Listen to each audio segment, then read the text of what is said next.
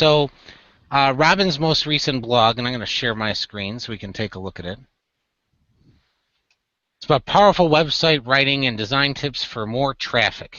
And the idea behind doing anything on your website should be to garner more traffic from the search engine, so this way people come to your website to learn about what you have to offer. And if you do that in the right ways, to have your content come up in the right ways for the different keywords you want to be found for, and that content on that page really resonates with the person that's reading it, then the likelihood that they decide to engage with you, whether that's through a contact us button, a free quote button, or just calling the phone number that's on your page, drastically increases.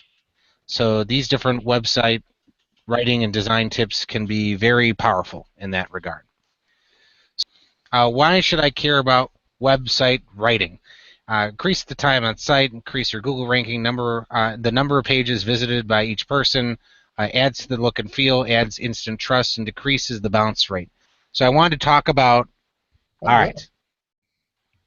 So these different things, I want to touch on each one of these here. So increasing the time on site, the average person that's on the site, if you don't have anything that really engages or interests them, they're going to leave right away. So one of the measures that we use when we're talking about search engine optimization is the amount of time on the site on average. And you want to have a high average time on site, and that's a good measure that you're engaging them and drawing them into the different content that you have. Let's say there's videos on the site, or you have different things they can click on to dive in deeper into the content that you have in the site. And the higher amount of time on your site is one way to gauge the quality of the content on your site and the fact that it's engaging other folks.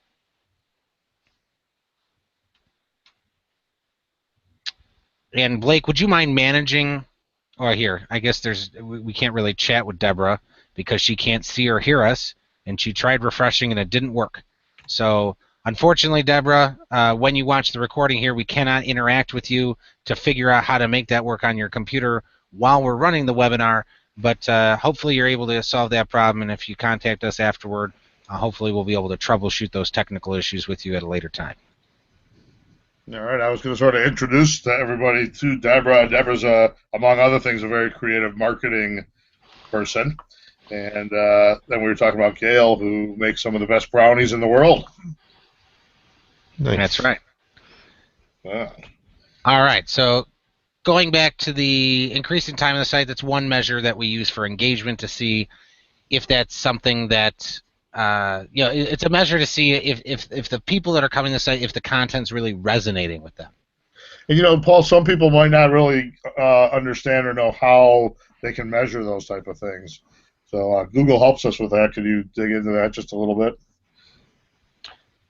Yes, you're talking about how do we measure it? How do we know? Yes. Yes, and that's through Google Analytics. So if you, and I'll even pull up on the site. Okay, what is Google Analytics? This is a free tool that Google gives you to measure all sorts of things on your website. And of course, it's not going to let me see the site here without logging in.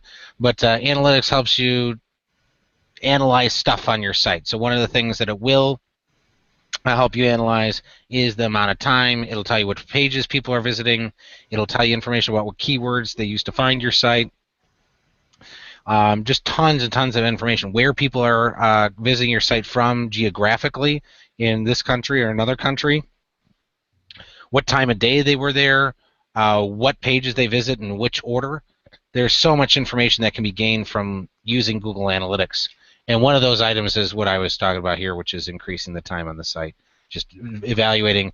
You can even see on a page-by-page basis which ones are visited or more people spend time on than others. And I even remember a story with my dad's closet business and his website. We had a page that had,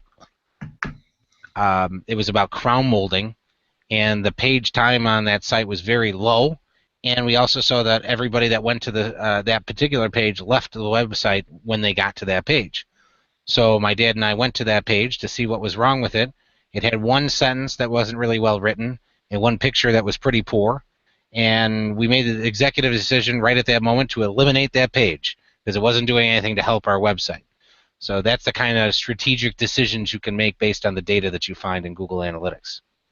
You can And see that, that. again, that is free, and that's something that anybody can set up. And also would be a perfect example of something that somebody could come on to our webinar with if they were having issues getting that set up, or how to use it, where we could specifically address that for them and give them a little hand. But a lot of different ways Google for free will let you evaluate your website, your online presence, et cetera, et cetera. Exactly. Increase in Google ranking. Okay, so why should I care about website writing? So how does writing affect your Google ranking? Well, we always recommend that folks have at least 300 to 600 words on each page. If you don't have at least 300 words, your pages could be penalized for what's called thin content. You don't have anything of value on your page. Google sees that you don't have many words there. There's no value in having a page that doesn't have something to talk about what that page is about. And if you increase the number of words on a page, and those words happen to incorporate some of the keywords that are important to what that page is about, it can increase your ranking on that particular page on your website. So having something to talk about and expanding on the topic that that page is about and incorporating the keywords in all the right ways can help increase your Google ranking. Next here we have increase the number of pages visited by each person.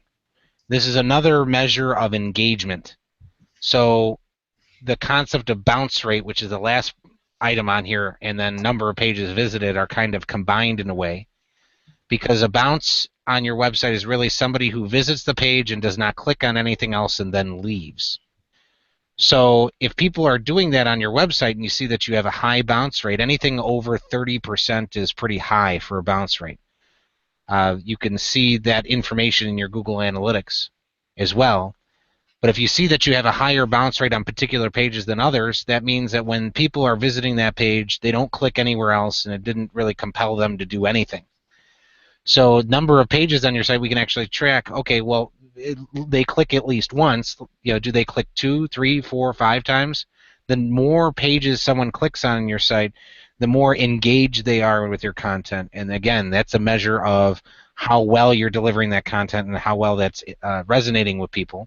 We can even create in Google Analytics what's called a goal, where we want person to, let's say, come to the home page, visit one of your service or product pages, then they click contact us, and then they contact you and end up at the thank you page. So the progression will be home, service, contact, thank you. If they complete that series of pages in that order, we consider that goal met. And if we can get a certain percentage of people to meet that goal, that's a very powerful thing. And that's 4 pages visited. They did it in the order that we wanted, and we can measure that as a goal conversion from visitor to actually flowing through the funnel of things that we want them to do. So topically, the first thing we look at is, are they visiting more than one page? But getting really advanced, are they visiting the pages in the order that I want, and are they getting to the places that I want them to be on the site, which results in leads or phone calls to my business? Okay. On this bounce rate, is there some sort of general reasons that we know of offhand that make people bounce, or is that vary to site to site? That's a great question. And to answer that, I would say if the information on the Google page doesn't really jive what's on the actual page on your website, that's something that a lot of people call clickbait, and it doesn't resonate with me when I click on that result. So let me give you an example. Since Gail is on the line, we'll use her website. Her website is GailOfBrownies.com. I'm pretty sure that's what it is. Here we go. Here's the website. That's it. So let's see. Gail's Treats is this page. So what I'm going to do is I'm going to go to Google and I'm going to type /Gail'sBrownies.com. By doing this with the /,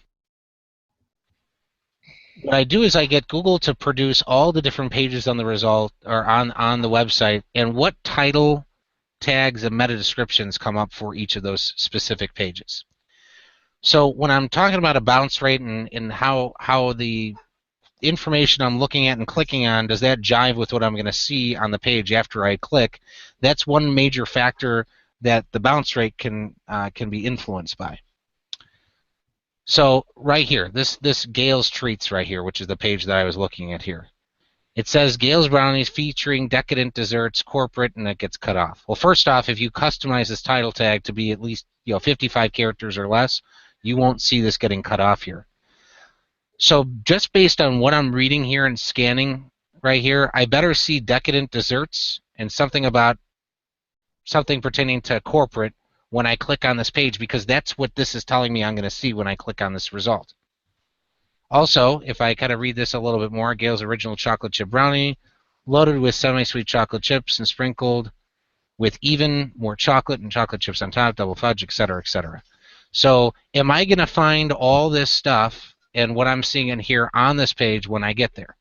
And that's where I'm going to do a side-by-side comparison. And I'm going to take this page. So if I click on this result and I end on this page, do I see, I'm going to pick on you, Gale. I don't see the word corporate existing anywhere on this page. So I see corporate here. I come here. I don't see anything about pertaining to corporate gifts, which I'm assuming that's what that's supposed to say. In fact, I can even see what it says. See right underneath my mouse cursor, corporate gifting Gale's Brownies. Okay, so I'm supposed to be seeing something about corporate gifting according to what this title tag is saying, and I don't see it. So that can result in a bounce. If I was searching corporate gifts and this page on your website came up and I clicked on this and I didn't see anything specific about corporate gifting, that might turn me off and I won't click on one other thing on this page and just leave and go back to the search results. So that would count as a bounce. So what the idea here is, this title tag and this meta description should really explain what I'm about to get to on this page, and a better tie in and represent what's on this page very accurately. In this case, if the idea is we're going to see some corporate gifts, I better see some examples of corporate gifts sitting here. Now, Gale, I understand. Anybody can buy any of these things as corporate gifts, but if you had specific corporate gift packages and you call them the corporate gift package, that would really tie what's here to here. Now, I'm not saying that you need to change this page to have corporate gift stuff on it. What I'm saying is we need to change this title tag to talk about, this is all the different brownies that we have, because that's what really this page is about. This is about all the different brownies. And if I went to the cookies page, what's the title here? You can see Cookies from Gale's Brownies right underneath my mouse. This is a more accurate title tag for what's on this page. And if I see where that one is in here, this is the search result. Cookies from Gale's Brownies. You got some issue with your title tag in your website where it's smashing these two words together without a space there. So you have that fixed. But here's the meta description. Gale's Original over-the-top chocolate chip cookie gives s'more cookie over-the-top salted. You can see that this is just pulling text from here. We can actually customize this meta description to describe what's on this page more accurately. But the point that I'm trying to make here is, if I know it says I'm gonna get cookies, I go to the page, I see cookies, I'm getting exactly what I was promised in the search result. So there's probably gonna be a lower bounce rate on the cookies page than there is on the brownies page. Does that example make sense to you, Terry? Yeah, I think it's great. And if you go back to that brownies page, she's got that heart on there. This is an unsolicited testimony, but I bought that thing for my wife, and I think I ate about 80% of it myself. It's unbelievable. So, on another note, her stuff is fantastic. So if you're watching this and you haven't tried them, you definitely should.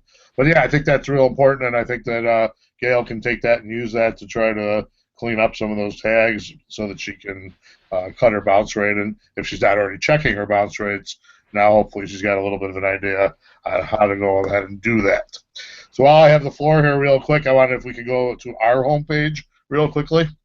Just wanted to interject for a minute and make sure that everybody who's watching is familiar with us and what we do. So the bottom line on what we do here at Awesome Dynamic is we get you new and targeted customers.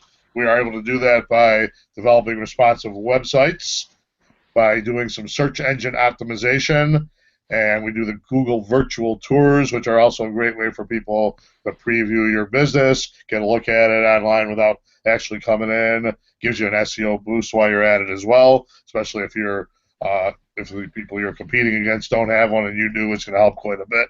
And then our venture here is the Amazon Seller Consulting. We have people literally all over the country and all over the world coming to us for help getting on Amazon or having more success selling their products on Amazon. But everything we do, again, targeted customers for you. We're not throwing a bunch of customers at the wall that might be a customer and hoping that someone's interested. We're directing people who are looking for your product or service directly to you. So I wanted to make sure everybody was aware of that. Also on this page, you can sign up for our awesome list and be kept up to date on our mailing list on everything that's going on here. All the webinars that we do are always available up top on our webinar tab, so you can come back at a later date and watch any of the old ones, get a good feel for them as well. If you're so interested in being featured on one of these webinars where we could actually do a little evaluation for you of your website and your online presence, just reach out to me, Terry, at awesomedynamic.com. We'll go ahead and set you up on the schedule and have a little look for you, give you an idea of where you are on that. And again, you can always go in here and interact with us during the webinar and type in a question, and we can address that for you directly and help you out. So we like to help people out with any of the questions that they're having, and we look forward to answering some that you might have today. So, guys, what did I miss? Miss on what? On what you just said? Yeah, so I know I did miss one thing. I mean, we usually save this for the end, too, but we do have a place at the bottom of our homepage for someone who would like to give us a Google 5-star review should you be happy and informed by what you heard here today. We always appreciate that. It helps our business tremendously to do so, and we'd love to have those kind of reviews from you. So other than that, what did I miss? I think you got it now. Cool. Good to go. All right, let's get back to our blog. All right. Here, add to look and feel. So the look and feel of the site is what do I feel when I come to the homepage? We should really take a look at Gail's brownies. She's with us. What do I feel when I first come to this page? Do I have to read a whole bunch of paragraph copy to figure out what you do? The answer to that second question is no. The answer to the first question is I love this picture up here. I see the chocolate sauce around it, and I feel that this website's about very delicious desserts. I also glance down the page and see gift packages. So I'm seeing that it's not just individual brownies, I'm seeing gifts and stuff, and that's without reading any of these words. And then when I do start reading the words that really stand out more than anything else is decadent desserts. It's really bold. It's near the top of the page, more so than anything else that's on here. So that look and feel of how you put the pictures help with that. But right in this particular webinar, well, not the webinar, but the blog. Let me get back to the blog for a moment. We're talking about the writing and how that affects traffic that comes to this site. And I'm going to do a little critiquing here. Right here, I see some paragraph copy, and I think to myself, okay, I got to read this, but my eyes are going to glance to see all the main headings first. So I'll see, okay, here's a sentence, I don't want to read it. Visit our store, big news from Gail's, restaurants, country clubs, food service industry, retailers.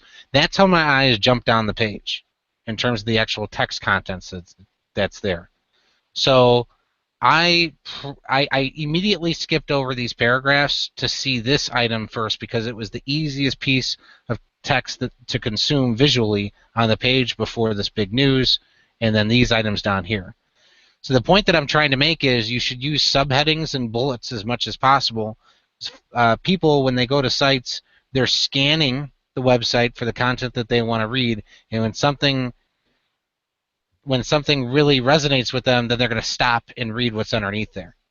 So an improvement on this page is, okay, if anything in this block of text is important, and I have not read it yet, if anything in here is important, give me some sort of heading that makes me realize what in this copy is important, and put that heading there so I know whether or not I should be skipping this. Because right now I just skip it automatically and go down the next thing that looks like a heading to see if what I'm looking for is on this page. Does that make sense, Terry? Absolutely, absolutely, I agree. Okay. Now, I mean, we should probably just talk briefly about the. I mean, I know we've hit this before, but the amount of time that you have to really get your point across and get some information to somebody before they consider moving on is very minimal. So those bullet points or headings will help do that. Help accomplish that by getting the message to them right away, quickly and easily. Exactly. Now, add instant trust is another item on here. So does the writing add trust into your brand? And does it, again, we talk about resonating with folks. Does this resonate with folks? Some different visual elements that I see right away that build trust is the fact that you're referencing a corporation that a lot of people in the Chicago area recognize, which is Giordano's. The other thing that builds trust is having an updated copyright date of 2016. I don't know how many websites I've gone to that have an old copyright date. Gail, you don't have one at all. And that's okay. You should probably put something on there so it protects the information that you wrote here. But at the same time, the writing in terms of its professionalism and grammar can really build trust in your brand as well. If it's, I'm not criticizing this or saying that any of your writing, Gail, is amateur or professional, because I haven't read it at all. But if it doesn't read like professional copy, doesn't read, if there's spelling typos and things like that, that turns off people right away. Just like if you're a hiring manager and you see somebody submit a resume and there's a spelling error on the resume, or things are formatted in a way that looks pretty terrible, that's going to cause that hiring manager to throw the resume in the garbage instantly and not even consider the person for an interview in the first place. So you kind of got to think about it that way. Does my text content read well? Is grammatically correct? Does it have professional language? Is everything spelled correctly? Correct punctuation? Those things are important because they're judging your brand and trusting you based on the time and effort you put in to presenting your business in the best light possible. Mm-hmm. All right. So Robin, one thing that we didn't talk about on here, but I know we've talked about it in the past too, and this will be a perfect one for Gail if she was interested in doing so, is a little video from her. Yeah, and although that doesn't have to do with writing, it does build trust in a big way. Even having a picture of Gail, and I think Gail has a picture on her website somewhere, if I'm not mistaken, but I could be. Yeah, here she is. So we have Gail's picture here. It's Gail's Brownies. I want to see Gail instantly, and I want to know that she's a real person and not some corporate entity that just decided to call them Gail's Brownies. So I'd have a picture. It would even be really cool if it was a picture of Gail holding one of her gift baskets, smiling. And I'm going to show you an example of this, Gail. My dad's website, I think, is a perfect example of this. Okay, here's my father. And he's right plastered at the top of his homepage, smiling, arms crossed. He's confident in the product that he has. You can see the product right behind him. He stands by his product. This imagery really speaks to people in so many different levels. It speaks to the level of product that he provides, not wire shelving that you buy from Home Depot. This is, you can see that there's drawers and countertops, and we can see him smiling. It looks like a really friendly guy. I'd love to have this guy into my home to take a look at my closets. We're trying to communicate a lot of things through this picture of not only him, but the product that he produces, and it builds a lot of trust. It builds, it gives people confidence that he has confidence in what he's doing, and a lot of other things in that regard. Terry, you have a lot of experience in the closet business because you used to work for another closet company and sell their product. What does this say to you from your perspective? Well, the first thing I was to say was it was nice of you to let him take a picture of your closet. I wish that was my closet. I mean, it shows to the quality of the construction here. It shows a nice design. I mean, everybody who wouldn't want to have an island like that in their closet if they could, so it's really driving it home. And I think that's a perfect scenario for, as you said, for something for Gail with her standing there holding one of those baskets. Something like that would be outstanding. And then just how you know what you know about the closet industry, what does the photo of my father standing like that say to you? Compared, with your knowledge of guys in the closet industry. Yeah, well, I mean, just it shows his pride in what he does, and then he's showing an example of his expertise here. So it's all tying it together and just saying, I know what I'm doing. I have quality products. Give me a call. That's right. Bring simplicity in order to your life. All right, so then Robin has the #1 golden rule here, and does it look good? And what that really means is, Robin even highlights huge blocks of text that's small and hard to read does not look good. But really formatting in a way, and there's the ability to, and you'll notice even on our website here, you'll notice that there's not one word on a line by itself at the bottom of a paragraph. You'll notice that all 3 of these paragraphs end in the same spot, right here in a line. So if I were to draw a line across here, they all end. This is not going where I thought it would be. See at the bottom of this red box here? They all, or the top of the red box now, they all end right there on that line. That's on purpose. I kept customizing these paragraphs to say what I wanted, and I kept getting them to the point where they're ending on one line. I don't have any words, one word wrapping to a line by itself. Even these, see all these? Your organization. I probably customized this a couple times. This way, there wasn't just one word on a line by itself. You'll notice the top 3 items here on this page are all 3 lines apiece, and the bottom ones are all 4 lines apiece. I could have randomly mixed these together, but I didn't. I actually proactively looked at how they laid out, and it looks good this way. And I learned this stuff from our partner at Paul Fiorelli Graphics and Printing, because I didn't used to really pay attention to this stuff, but I do now because I understand that how you lay out the text in certain ways can really go a long way to making your stuff look good. Now, a problem I have right here, see how this join now jumps to another line? That drives me crazy. Why isn't, and we can see that this heading is only 1 line, but the other 2 here are on different lines. So I'm going to be talking to somebody at my organization to make sure that we always have 2 lines here, so all these join now buttons line up at the same place, because that just looks better. And you can see that consistency as you scroll through the page.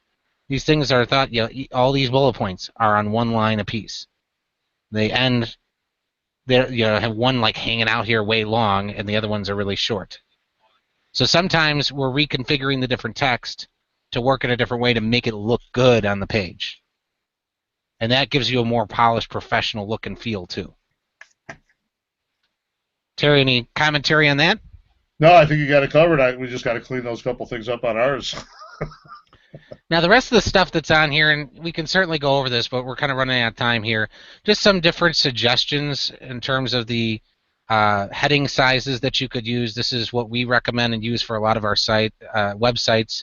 The heading 1 is 30 pixels. Heading 2, 26 pixels. These are font sizes. We have some other tips on here. No wrapping to the second line in the sub-navigation. Just some different things that we find gives you a better looking website if you follow those different tips. So these get into more of the technical stuff. But it's more of the general concepts here at the top that are important to understand, and all this other technical stuff will follow.